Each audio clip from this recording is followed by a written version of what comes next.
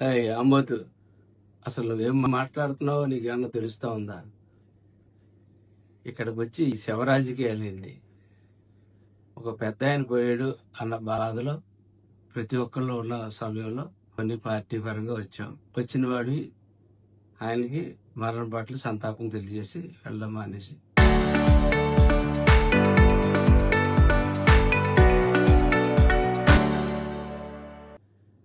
ఈ మండలంలో ఏ రాజకీయ నాయకుడికి కూడా ఇప్పుడు దాకా అధికార లాంఛనాలతోటే సాగనంపాం. ఈ మండలంలో ఈ మండలం చరిత్ర అటువంటిది. కెల్లపూడి మండలం చరిత్ర అటువంటి చోట అధికార లాంఛనాలతో రాజలాంఛనాలతోటి పద్మనాభం గారిని పంపిస్తామని చెప్పి చంద్రబాబు నాయుడు గారు, పవన్ కళ్యాణ్ గారు అనుకుంటే మీరు చేస్తున్న రౌడీజం ఏంటిది? ఇది రాయలసీమ అనుకుంటున్నారా? నాకేం అర్థం కావట్లేదు. ముద్రగడ పద్మనాభం గారు పర్వదించే టైంకి మేము కళ్యాణ్ గారి దగ్గర కూర్చొని ఉన్నాం.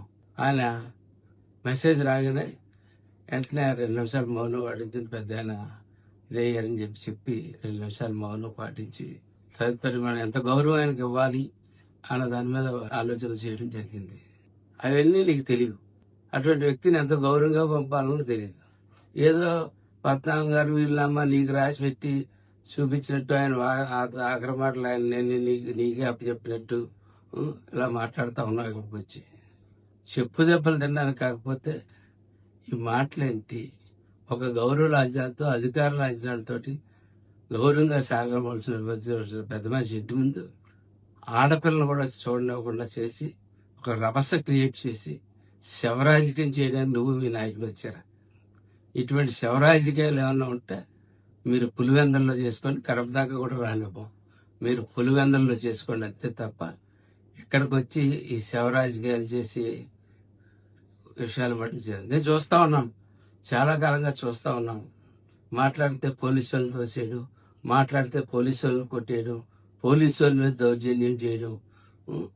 ఏదో ఒక తవ్వుకు తెరతీర్చాలా ఈ డెవలప్మెంట్ జరుగుతున్న టైంలో ప్రజలను దాని నుంచి డైవర్ట్ చేయాలన్నట్టు ఆలోచన. ఆఖరికి పద్మనాభం గారు ఆయన ఇష్టం మేరకు ఆయన పొలం మార్చుకుని ఆయన ఇంకో చోటుకి వెళ్తే నువ్వు వచ్చి మా కాపులు ఇక్కడ చేసావు అవి చేసావు అని చెప్పి నువ్వు ఇంకో రకమైన ఆలోచనలు ప్రజల్లో కలగజేయడానికి మాట్లాడటం, వ్యవహారాలన్నీ మానుకోకపోతే ముందు ప్రజలతోటి లెంపకాయలు తినే రోజులు దగ్గరలోనే ఉన్నాయని చెప్పి తెలుసుకోవాల్సిందిగా రాంబాబుకి అని చెప్తా ఉన్నాను.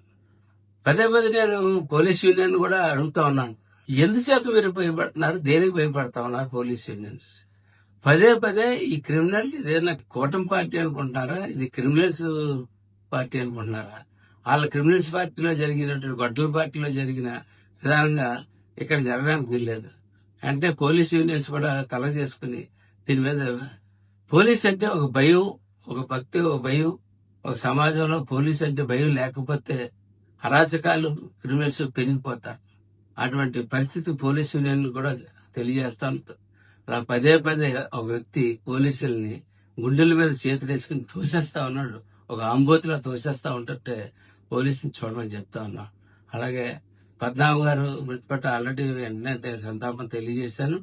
మాకు రాజకీయాలుగా ఏది రకంగా ఉన్నప్పటికీ మా ప్రాంతంలో ఆయన కూడా ఒక పెద్ద నాయకుడు.